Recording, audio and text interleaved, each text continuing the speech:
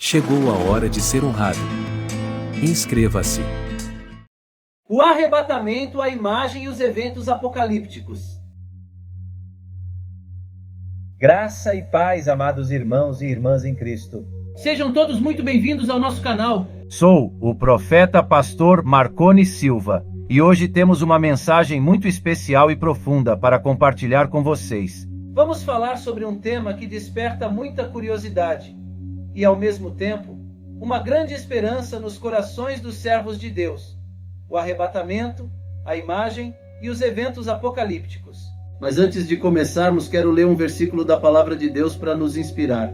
Em 1 Tessalonicenses 4, 16 ao 17, a Bíblia nos diz: porque o Senhor mesmo descerá do céu com grande brado, a voz do arcanjo, ao som da trombeta de Deus, e os mortos em Cristo ressuscitarão primeiro. Depois nós, os vivos, os que ficarmos, seremos arrebatados juntamente com eles nas nuvens para o encontro do Senhor nos ares, e assim estaremos para sempre com o Senhor. Antes de mergulharmos neste fascinante estudo sobre o arrebatamento e os eventos apocalípticos, gostaria de pedir um favor especial a você, nosso querido espectador. Se você está gostando dos vídeos que compartilhamos aqui e deseja acompanhar mais conteúdos inspiradores como este, por favor, inscreva-se no canal Pastor Marconi Silva, ative o sininho para receber todas as notificações e deixe seu like. Sua participação é fundamental para continuarmos trazendo mensagens edificantes e de qualidade para vocês. O tema do arrebatamento é algo que gera muitas perguntas e muitas vezes preocupações. Vamos abordar não apenas o que a Bíblia nos revela sobre esse evento, mas também como ele se relaciona com os sinais dos tempos e os acontecimentos que precedem a volta gloriosa de nosso Senhor Jesus Cristo. A Bíblia nos oferece uma riqueza de detalhes proféticos que, quando compreendidos corretamente, nos dão uma visão clara do plano divino para o fim dos tempos. Ao longo deste vídeo, exploraremos a importância de estarmos preparados espiritualmente, o significado dos sinais proféticos que estamos vendo atualmente e como tudo isso se encaixa no grande cenário apocalíptico. Vamos falar sobre a imagem que a Bíblia nos apresenta do arrebatamento, os eventos que seguirão e a esperança inabalável que temos em Cristo Jesus. Então pegue sua Bíblia, abra seu coração e prepare-se para uma jornada emocionante e esclarecedora através das Escrituras. Que o Espírito Santo ilumine nossas mentes e fortaleça nossa fé enquanto exploramos essas verdades eternas. O arrebatamento de Cristo é um evento de transformação e transferência dos crentes vivos e mortos da terra para o céu no momento da segunda vinda de Jesus. A palavra arrebatamento vem do latim, que significa arrancar ou levar à força. O termo equivalente em grego é raptus, que significa agarrar, arrastar ou arrebatar. Esse verbo aparece em 1 Tessalonicenses 4,17, onde Paulo diz que os crentes serão arrebatados para encontrar o Senhor nos ares. O arrebatamento de Cristo é um evento sobrenatural que envolve a mudança do corpo natural para o corpo glorificado, semelhante ao de Jesus após a ressurreição.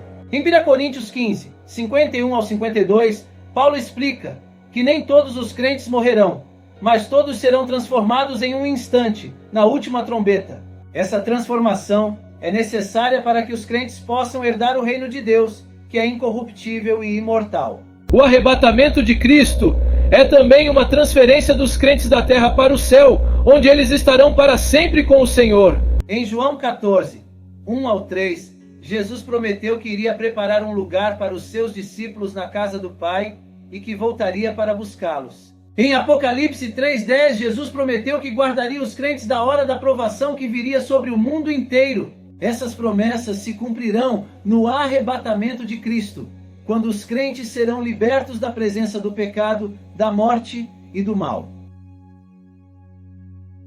Quando será o arrebatamento de Cristo? A Bíblia não revela a data exata, mas indica alguns sinais que antecederão esse evento.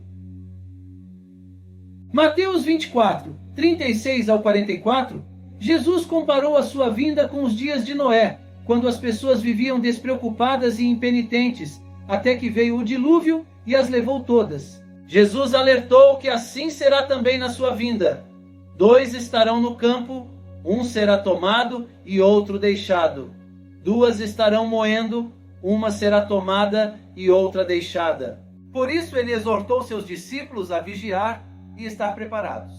Em 2 Tessalonicenses 2, veio 1 ao 12, Paulo esclareceu que o arrebatamento de Cristo não aconteceria antes da manifestação do anticristo, o homem do pecado, que virá com sinais e prodígios mentirosos. Esse homem será revelado depois da remoção do que o detém, que pode ser o Espírito Santo ou a igreja. O anticristo se assentará no templo de Deus, proclamando-se Deus, e perseguirá os santos, mas ele será destruído pelo sopro da boca de Jesus na sua vinda. Em Apocalipse, capítulos 4 a 19, João descreve uma série de juízos divinos que cairão sobre a terra durante a tribulação, um período de 7 anos dividido em 2 metades de 3 anos e meio cada. Esses juízos incluem os selos, as trombetas e as taças da ira de Deus, que terão como alvo os habitantes da terra que rejeitaram a Deus e adoraram a besta, o anticristo e a sua imagem. Esses juízos culminarão na batalha do Armagedon, onde as nações se reunirão contra Israel, mas serão derrotadas. Há diferentes visões sobre a relação entre o arrebatamento de Cristo e a tribulação. Alguns creem que o arrebatamento ocorrerá antes da tribulação, pré-tribulacionismo. Outros que ocorrerá no meio da tribulação, mesotribulacionismo. Outros que ocorrerá depois da tribulação, pós-tribulacionismo. E outros ainda que ocorrerá em 2 fases, uma antes e outra depois da tribulação, retribucionismo parcial. Cada visão tem seus argumentos bíblicos e teológicos, mas nenhuma delas é definitiva ou essencial para a salvação. O que importa é que os crentes estejam prontos para o arrebatamento de Cristo, seja ele quando for. Em 1 Tessalonicenses 5, 1 ao 11, Paulo disse que os crentes não estão nas trevas para que aquele dia os surpreenda como um ladrão. Eles são filhos da luz e do dia, e devem estar sóbrios, vestidos da couraça da fé e do amor, e do capacete da esperança da salvação. Eles devem consolar uns aos outros com a certeza de que Deus os destinou para a salvação por meio de Jesus Cristo. Qual é a importância do arrebatamento de Cristo? O arrebatamento de Cristo é um evento de grande importância para a igreja e para o mundo. Para a igreja, o arrebatamento significa a consumação da sua esperança, a realização da sua redenção e a recompensa da sua fidelidade. Para o mundo, o arrebatamento significa o início do juízo de Deus, a revelação do anticristo e a tribulação dos ímpios. Para a igreja, o arrebatamento é a consumação da sua esperança. Em Romanos 8, 18 ao 25, Paulo diz que os crentes gemem juntamente com a criação, aguardando a adoção de filhos, a redenção do corpo. Eles esperam com paciência o que não vem, sabendo que Deus cumprirá as suas promessas. No arrebatamento, os crentes verão a Jesus face a face e serão transformados à sua imagem. Eles receberão corpos glorificados, livres da corrupção e da mortalidade, e entrarão na plenitude da vida eterna. Para a igreja, o arrebatamento é também a realização da sua redenção. Em Efésios 1, 13 ao 14, Paulo diz que os crentes foram selados com o Espírito Santo da promessa, a qual é o penhor da nossa herança até ao resgate da sua propriedade. O Espírito Santo é o garantidor de que Deus cumprirá o seu propósito de salvar os seus eleitos. No arrebatamento, os crentes serão resgatados por Deus como sua propriedade exclusiva. Eles serão libertos do domínio das trevas e transportados para o reino do Filho do seu amor. Para a igreja, o arrebatamento é ainda a recompensa da sua fidelidade. Em 2 Timóteo 4, 6 ao 8, Paulo diz que combateu o bom combate, acabou a carreira e guardou a fé. Ele afirma que está reservada a coroa da justiça, que o Senhor lhe dará naquele dia, e não somente a ele, mas também a todos os que amam a sua vinda. No arrebatamento, os crentes receberão as suas coroas de glória, honra e vida. Eles serão galardoados por Deus por suas obras feitas em seu nome e reinarão com Cristo por toda a eternidade. Para o mundo, o arrebatamento é o início do juízo de Deus. Será um momento de grande impacto, onde a ausência dos crentes será sentida e a ordem mundial será profundamente abalada. A revelação do anticristo e a tribulação dos ímpios trarão tempos de sofrimento e prova para aqueles que rejeitaram a Deus. Mas para a igreja é a realização de uma esperança eterna e a entrada na glória prometida. Em 2 Pedro 3, 3 ao 10, Pedro diz que nos últimos dias virão escarnecedores andando segundo as suas próprias concupiscências e dizendo: onde está a promessa da sua vinda? Eles ignoram que Deus já julgou o mundo uma vez com água e que agora reserva o mundo para o fogo no dia do juízo. A imagem da besta é uma das figuras mais misteriosas e intrigantes do livro do Apocalipse. Ela aparece no capítulo 13, onde é descrita como uma estátua que recebe vida, fala e é adorada por todos os que têm a marca da besta. Mas o que essa imagem representa? Qual é seu significado profético e como podemos nos proteger dela? Para responder a essas perguntas, precisamos entender o contexto em que a imagem da besta surge. O capítulo 13 do Apocalipse apresenta dois personagens principais: a besta que emerge do mar e a besta que emerge da terra. A primeira besta representa um poder político-religioso que se opõe a Deus e persegue os seus fiéis. Ela tem 7 cabeças e 10 chifres e recebe a autoridade do dragão, que é Satanás. A segunda besta representa um poder religioso que age em favor da primeira, realizando sinais e maravilhas para enganar os habitantes da terra. Ela tem 2 chifres semelhantes aos de um cordeiro, mas fala como um dragão. A segunda besta é quem ordena que se faça uma imagem à primeira. Ela dá espírito à imagem para poder falar. Essa imagem é uma forma de idolatria, pois desvia a adoração que pertence somente a Deus para uma criatura humana. Além disso, é uma forma de opressão, pois obriga todos os que não a adoram a serem mortos. A imagem da besta é, portanto, um símbolo de apostásia e perseguição religiosa.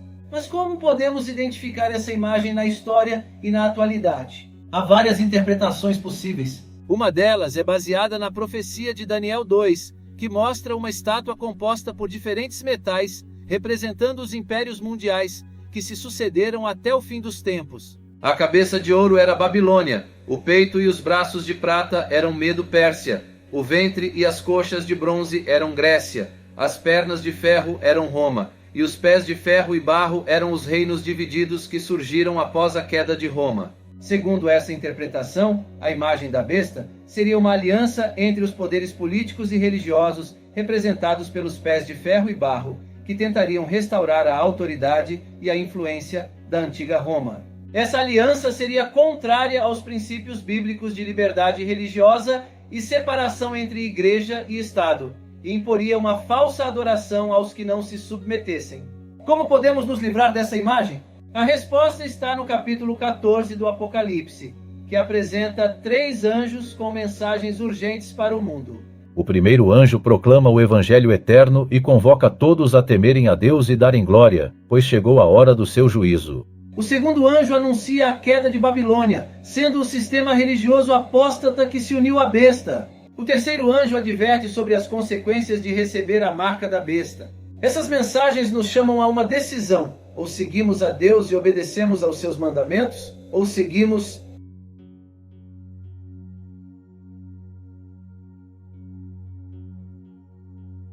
que possamos escolher o lado certo, pois em breve Jesus voltará para buscar os seus fiéis e destruir os seus inimigos. Que possamos estar preparados para esse grande dia, a segunda vinda de Cristo.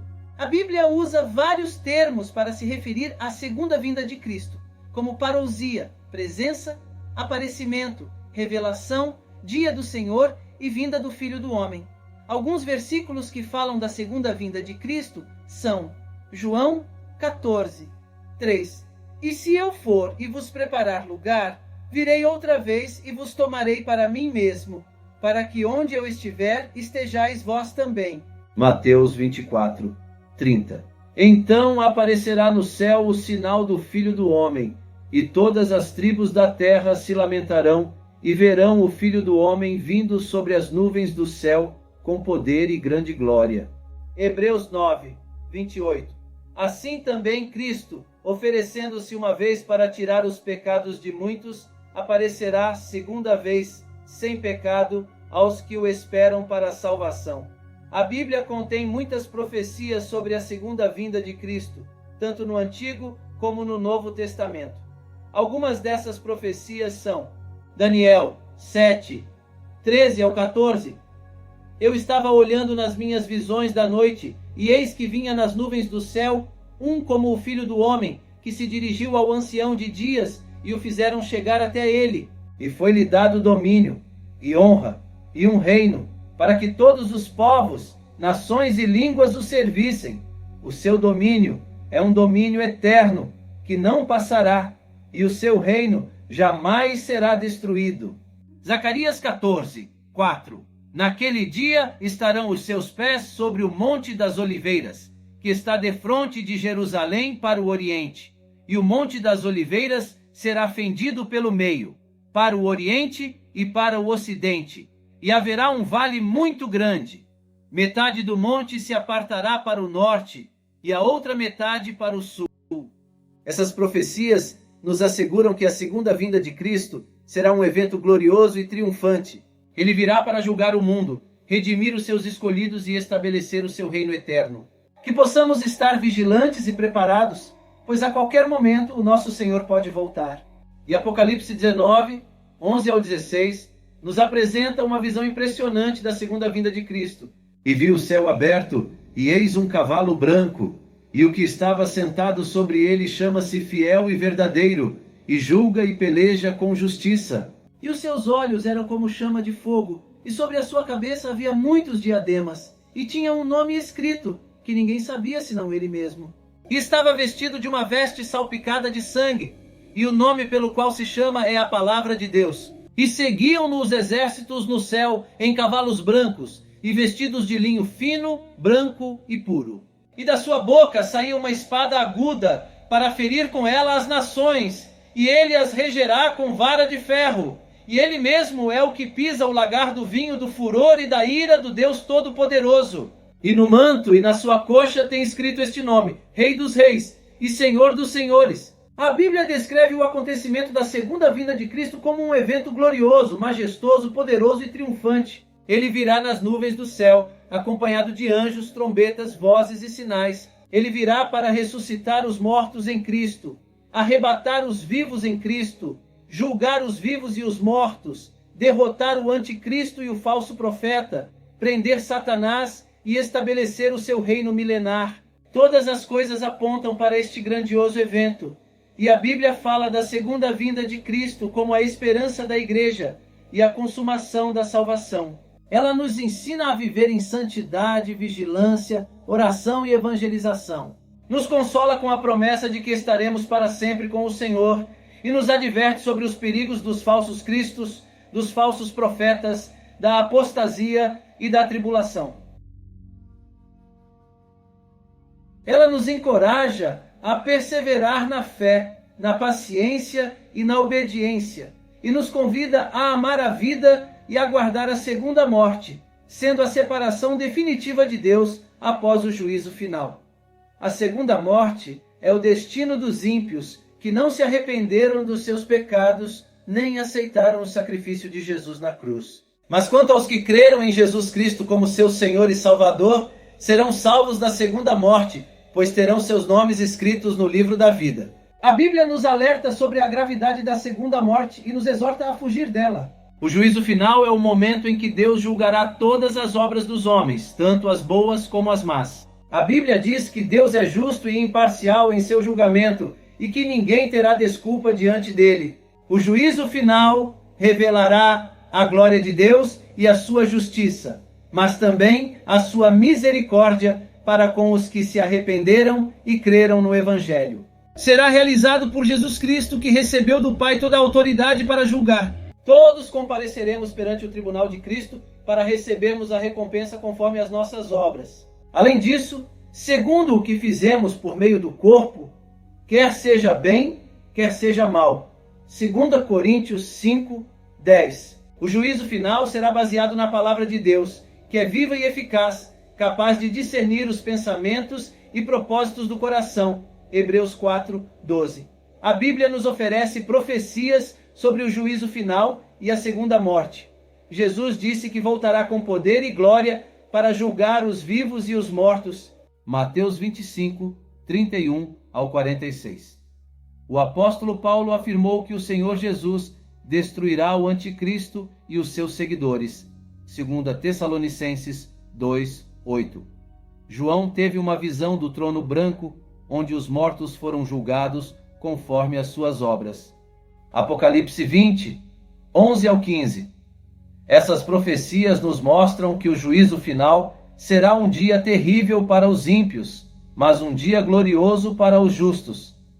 A Bíblia diz que os ímpios serão punidos, mas para os justos haverá consolação e paz. Mateus 25:34. Apocalipse 21:1-4.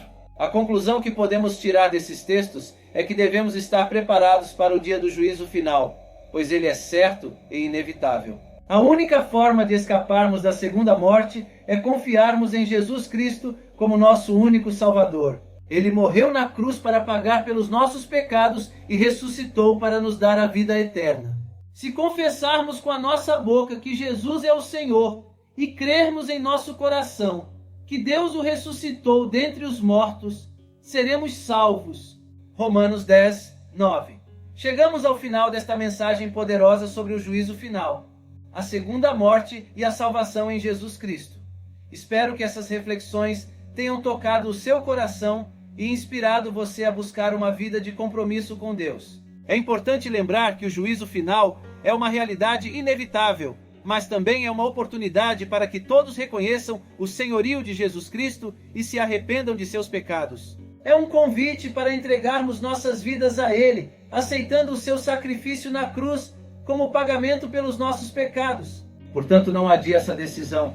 Hoje é o dia da salvação. Se você ainda não entregou sua vida a Jesus, faça isso agora mesmo. Confesse seus pecados, creia em Jesus como seu Salvador pessoal e permita que Ele guie seus passos.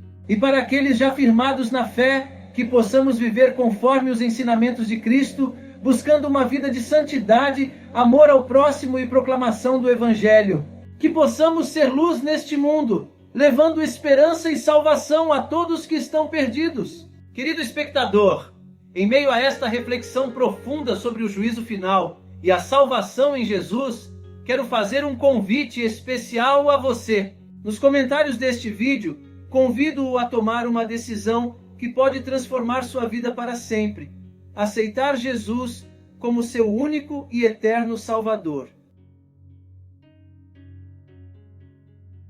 Se você deseja dizer sim a Jesus e preparar-se para receber as mais de 8.000 promessas que Ele tem para você, deixe sua resposta nos comentários. Estaremos aqui para apoiá-lo em sua jornada espiritual. Além disso, estou disponibilizando uma playlist especialmente selecionada para aumentar ainda mais a sua fé. Nela você encontrará conteúdos inspiradores e edificantes para fortalecer sua caminhada cristã. Agradeço sinceramente por dedicar seu tempo a esta reflexão e por permitir que a mensagem de esperança e salvação alcance o seu coração. Se este vídeo foi relevante para você, não se esqueça de se inscrever no canal Pastor Marconi Silva, ativar o sininho para receber todas as notificações e deixar seu like. Sua participação é fundamental para continuarmos compartilhando a palavra de Deus. Que a graça e a paz do Senhor estejam com todos vocês, que possamos estar preparados para o dia do juízo final, confiando em Jesus Cristo como nosso único Salvador. Até o próximo vídeo!